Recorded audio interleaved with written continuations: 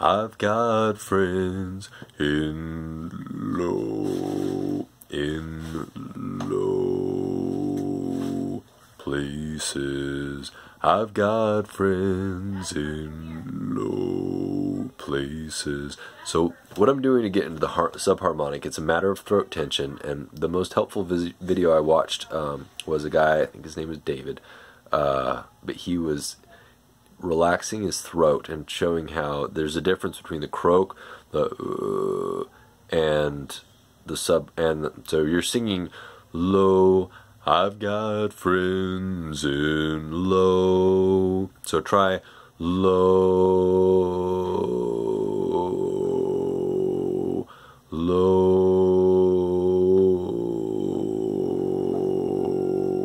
low.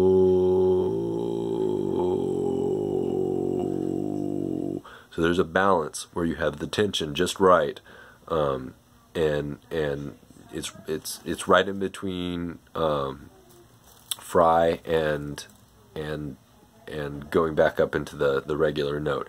So you're trying to get your throat tension. So for me, the note that worked the best was a G. G seems to be kind of that's the note that tends to be the strongest subharmonic note for me. If I go higher towards the very bottom of my chest range, it's more difficult for me to produce the subharmonic.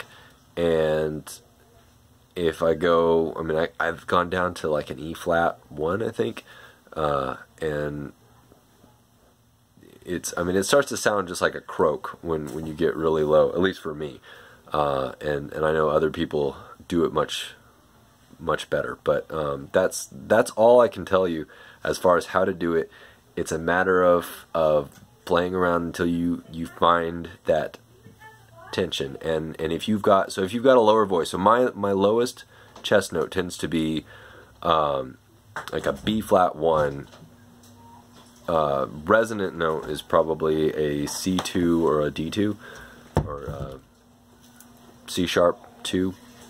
So if your voice doesn't go down that low, like if you wake up in the morning and your very lowest note that probably doesn't sound good when you're going I'm down here, like that note, if that's not a B flat 1, if it's like a C2 or a D2, then a G is probably not going to be the note that sounds the best with your subharmonic. You probably want to go a little higher than that, say maybe a B or an A even, an A or B. So I would try one of those notes instead, because if you're trying to do the subharmonic on a note that's not ideal, it's going to be harder to get into. So just hopefully that's helpful and you can play around with some of that stuff. And good luck!